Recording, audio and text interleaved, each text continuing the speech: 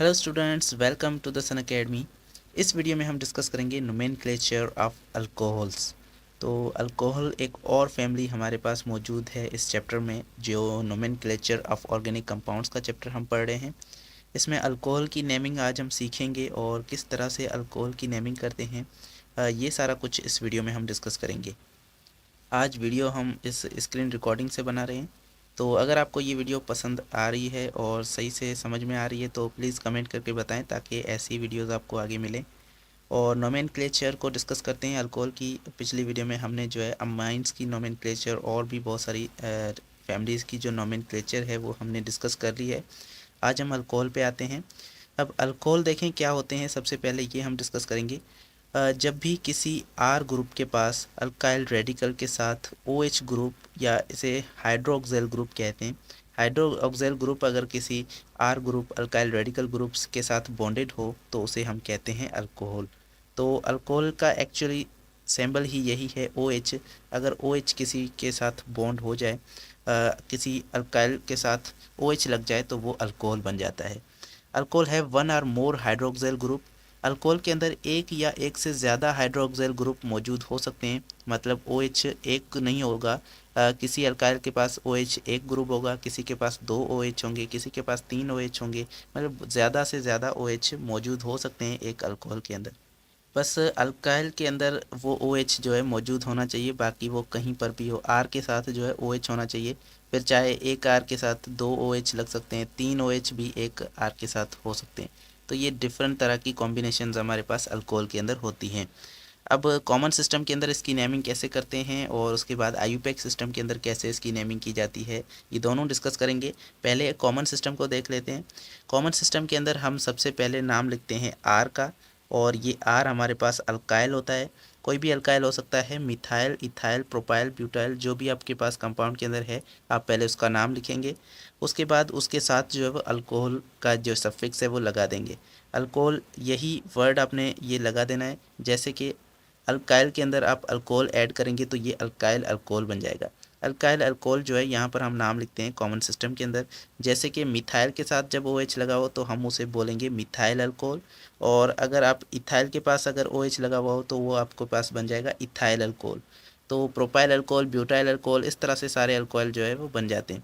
अब यहाँ पर आप पहला कंपाउंड देखें तो आपके पास ये मिथाइल है और यहाँ पर OH लगा हुआ है, तो यहाँ पर ये हमारे पास होगा मिथाइल अल्कोहल। तो मिथाइल अल्कोहल इस तरह से आपके पास नेम हो जाएगा। यहाँ पर दो कार्बन वाला कंपाउंड है इथाइल, ये अल्काइल है, आर है, और यहाँ पर OH इसके साथ लगा हुआ है। तो यहाँ पर ये अल्कोहल का फंक्शनल ग्रुप है। तो अब हमारे पास ये बन जाएगा इथाइल और अल्कोहल। तो इथाइल अल्कोहल इस कंपाउंड का नाम होगा। उसके बाद तीन कार्बन वाला एक कंपाउंड है, उसके साथ OH लगा हुआ हो तो ये हमारे पास बन जाएगा प्रोपाइल अल्कोहल, क्योंकि तीन कार्बन वाला प्रोपाइल होता है और OH जिसके साथ लगा हो वो अल्कोहल बन जाता है। तो ये इसका नाम आप कहेंगे प्रोपाइल अल्कोहल। अब इसके अंदर भी सेकेंडरी, टर्शरी, ये जो सफिक्स हैं ये यूज़ होते हैं। अब देखें, जैसे हमने अल्काइल हैलाइड के अंदर पढ़ा था कि अल्काइल हैलाइड के तीन टाइप होते हैं, primary alkyl halide, secondary alkyl halide, tertiary alkyl halide. इस तरह से हमारे पास, तो उसमें आप एक सफिक्स यूज़ करते हैं सेक का और टर्ट का। सेक जो है सेकेंडरी के लिए और टर्शरी के लिए टर्ट। तो ये हमारे पास जो दो सफिक्स हैं ये यहाँ पर अल्कोहल के अंदर भी यही यूज़ होने वाली हैं। और इसके अंदर आप देख सकते हैं, यहाँ पर अगर जो कार्बन OH के साथ बॉन्डेड है उसे हम अल्फ़ा कार्बन कह सकते हैं, और अल्फ़ा कार्बन अगर दो और कार्बन के साथ बॉन्डेड है तो वो हमारे पास सेकेंडरी कहलाएगा। अब देखें, ये OH है और ये जिस कार्बन से बॉन्डेड है वो फर्दर दो और कार्बन एटम के साथ बॉन्डेड है। यहाँ पर ये OH है और ये जिस कार्बन के साथ बॉन्डेड है वो दूसरे कार्बन के साथ इस साइड पे और उस साइड पे भी दूसरे कार्बन के साथ बॉन्डेड है। तो ये जो अल्कोहल होगा ये हमारे पास सेकेंडरी होगा। तो सेकेंडरी के अंदर क्या होता है, एक OH होता है, मतलब फंक्शनल ग्रुप जिस कार्बन के साथ बॉन्डेड होगा वो फर्दर दो और कार्बन एटम के साथ बॉन्डेड होगा, तो ये हमारे पास सेकेंडरी कहलाएगा। तो इसमें हम सेक का जो है ये सफिक्स ऐड करते हैं। और उसके बाद अगर टर्शरी, टर्शरी कब होगा, जब जिसके साथ फंक्शनल ग्रुप बॉन्डेड हो जिस कार्बन के पास वो फर्दर तीन और कार्बन एटम के साथ बॉन्डेड हो, तो ये हमारे पास टर्शरी कहलाता है। तो यहाँ पर हमारे पास टर्शरी होगा। और यहाँ पर देखें, ये यहाँ पर इस साइड पे लगा हुआ है OH और ये जिस कार्बन के साथ बॉन्डेड है वो फर्दर 3 और कार्बन एटम के साथ बॉन्डेड है, तो ये हमारे पास टर्शरी होगा।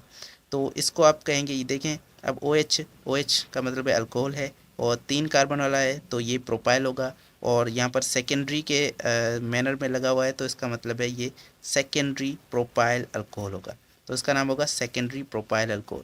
जबकि यहाँ पर ये टर्शरी के मैनर में और यहाँ पर हमारे पास 4 कार्बन वाला ब्यूटाइल है और अल्कोहल लगा हुआ है, तो टर्शरी ब्यूटाइल अल्कोहल इस कंपाउंड का नेम होगा। और इसके अंदर जो आप दूसरे टर्म्स यूज़ करते हैं आइसो और नियो, वो भी टर्म इसके अंदर एप्लीकेबल होंगे। और वो किस तरह से होंगे, यहाँ पर अगर हमारे पास ये OH लगा हुआ हो और उसके साथ एक कार्बन है और उसके बाद वाला जो कार्बन है मतलब सेकेंड लास्ट कार्बन, अभी देखें ये सेकेंड लास्ट कार्बन है, तो ये सेकेंड लास्ट कार्बन फर्दर एक मतलब 2 कार्बन के साथ बॉन्डेड हो। अब देखें ये सेकेंड लास्ट वाला है और ये सेकेंड लास्ट वाला फर्दर 2 और कार्बन एटम के साथ बॉन्डेड है, तो ये जो 2 कार्बन है लास्ट में, ये जो टर्म है ये हम इसके लिए आइसो यूज़ करते हैं और ये हमारे पास इस कंपाउंड का नाम हो जाएगा आइसो ब्यूटाइल अल्कोहल, क्योंकि ये यहाँ पर तो टोटल 4 कार्बन हैं और 4 कार्बन है तो इसको हम कहते हैं आइसो और इसको हम कहते हैं ब्यूटाइल, तो यहाँ पर आइसो ब्यूटाइल अल्कोहल होगा। अब तीसरा हमारे पास देख लें कि अगर हमारे पास यहाँ पर ये है सेकेंड लास्ट कार्बन ये वाला और इसके अंदर अगर 2 और कार्बन, टोटल 3 और कार्बन अगर लगे हुए हों तो ये हमारे पास नियो कहलाता है और इसके लिए हम टर्म यूज़ करेंगे नियो। तो यहाँ पर ये बन जाएगा नियो और टोटल 5 कार्बन है तो पेंटाइल अल्कोहल, ये बन जाएगा नियो पेंटाइल अल्कोहल। तो ये अगर आपने ये आपको समझ में नहीं आ रहा तो आप पिछली वीडियोस जाके देखें, वो आपको अच्छे से उसमें हमने ये समझाया है। ये आइसो कैसे होता है, नियो कैसे होता है, सेकेंडरी और टर्शरी ये कैसे होते हैं, तो ये सारे टर्म्स हम पीछे क्लियर कर चुके हैं जो कि हमारी पहले अल्काइल हैलाइड्स वाली वीडियो में और अमाइंस वाली वीडियो में उसमें आ गए थे, तो ये भी इसमें एप्लीकेबल हैं। उसके बाद आगे चलते हैं आईयूपैक सिस्टम, जो कि हमारा मेन सिस्टम है, उसके अंदर नोमेनक्लेचर कैसे करेंगे अल्कोहल की, ये हम यहाँ पर सीखते हैं। तो आईयूपैक सिस्टम के अंदर अब हमारे पास क्या होता है, लॉन्गेस्ट चेन जो है हम सबसे पहले सिलेक्ट करते हैं। आईयूपैक के अंदर ये सबसे पहला रूल हमारे पास होता है कि लॉन्गेस्ट चेन हमें सिलेक्ट करनी है और ऐसी लॉन्गेस्ट चेन जिसके अंदर ऐसा कार्बन मौजूद हो जो हाइड्रोक्सिल ग्रुप के साथ बॉन्डेड हो। मतलब अगर हमारे पास यहाँ पर एक चेन है और उस चेन के अंदर क्या हो रहा है, यहाँ पर इस कार्बन के साथ OH बॉन्डेड है, तो ये वाला जो कार्बन है ये कार्बन चेन के अंदर लाजिम आना चाहिए, फिर चाहे वो चेन लंबी हो या छोटी हो। लेकिन आपने कोशिश करनी है कि लॉन्गेस्ट चेन होनी चाहिए, साथ में OH भी ग्रुप भी उस जो OH के साथ बॉन्डेड है वो कार्बन भी उसके अंदर आने चाहिए। तो ये लॉन्गेस्ट चेन सबसे पहले आपने सेलेक्ट करनी है।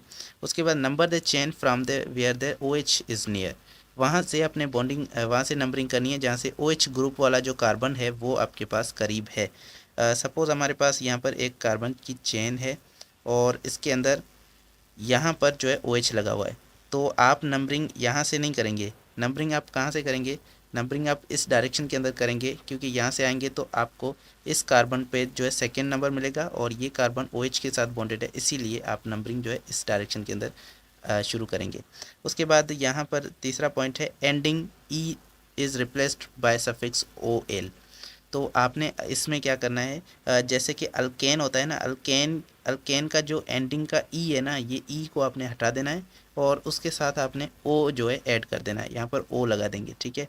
तो ये बन जाएगा अल्केनोल। तो इसका नाम इस तरह से लिखा जाता है अल्केनोल, मिथेनोल, इथेनोल, प्रोपेनोल, ब्यूटेनोल, इस तरह से इसके जो है नेमिंग होती है। यूज़ डाइट्राइटेट्रा बिफोर ओल, आपने ओल के पहले ड्राई ट्राई टेट्रा ये जो सफिक्स हैं ये प्रीफिक्स ये यूज़ करने हैं। और ये कब यूज़ करेंगे आप, जब एक से ज़्यादा OH ग्रुप मौजूद हो। तो जब भी एक से ज़्यादा OH ग्रुप हैं तो आपने OL के पहले जो है डाई ट्राई टेट्रा यूज़ करना है। अब चलिए नेमिंग देखते हैं। यहाँ से सबसे पहला कंपाउंड हमारे पास है जिसमें एक मिथाइल ग्रुप है और एक OH लगा हुआ है, तो इसका नेम होगा मिथेनॉल।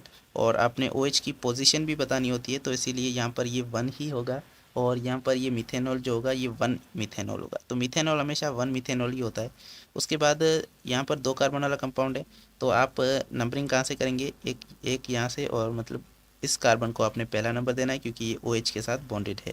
तो यहाँ पर होगा ये 1 इथेनॉल, क्योंकि इथेन जो है ये हमारे पास 2 कार्बन वाला कंपाउंड होता है, तो इथेन और उसके साथ आपने ओल लगा देना है OH को शो करने के लिए, तो 1 इथेनॉल। उसके बाद 3 कार्बन वाला जो कंपाउंड है जिसके साथ OH लगा हुआ है वो होगा प्रोपेनॉल। और अगर प्रोपेनॉल के यहाँ से नंबरिंग करेंगे तो यहाँ पर 1 पे जो है ये OH लगा हुआ है तो ये 1 प्रोपेनॉल होगा। अगर यहाँ पर OH होता तो हम इसको बोलते 1 और ये 2 और ये 3, तो ये हमारे पास 2 प्रोपेनॉल होता।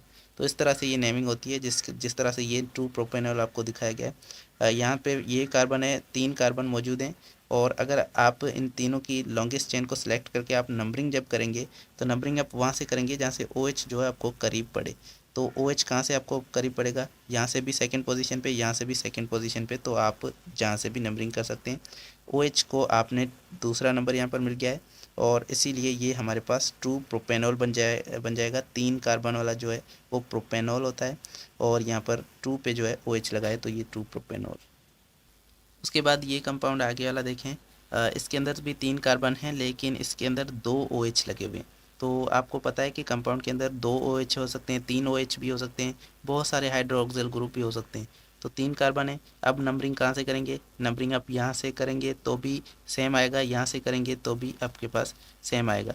तो मतलब इसको 1 मिलेगा और इसको 3 मिलेगा, लेकिन अगर वहाँ से करेंगे तो इसको 1 और इसको 3, बात तो सेम हो जाएगी।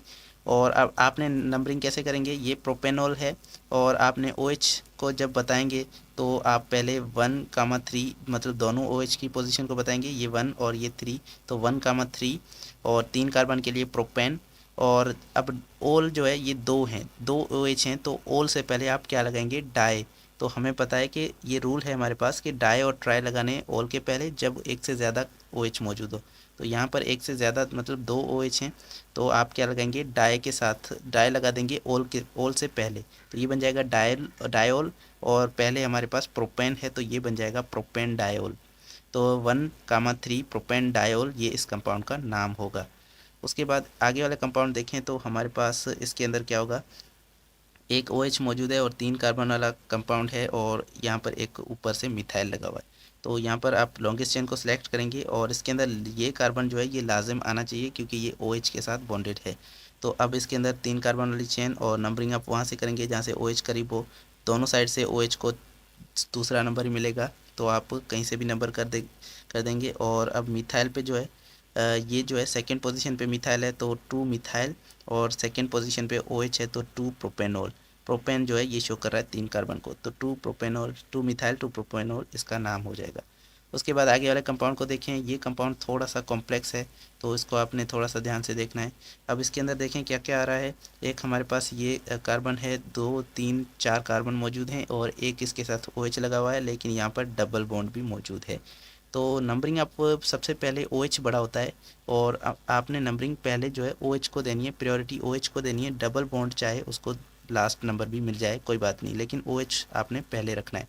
तो अब यहाँ से हमारे पास ये लॉन्गेस्ट चेन है और ये नंबरिंग आप OH से करेंगे, ये इसको 1 नंबर मिलेगा, इसको 2, इसको 3 और ये 4। तो अब आप देखें ये ब्यूटेन है और कौन सा ये ब्यूटीन है, कौन सा ब्यूटीन है, 3 पे जो है ट्रिपल बॉन्ड है, थर्ड पोजीशन पे ट्रिपल बॉन्ड है तो ये 3 ब्यूटीन होगा। ब्यूटीन का आपने ई हटाकर वहाँ पर ओल लगाना होता है और ओल की भी आप पोजीशन, अल्कोहल की भी पोजीशन बताते हैं, तो यहाँ पर अल्कोहल की पोजीशन आप लास्ट में 1 बता देंगे, 1 OL 1 ओल। तो इस तरह से आप बता देंगे ये 3 ब्यूटीन और 1 ओल, ये इस तरह से पूरे कंपाउंड का नाम होगा।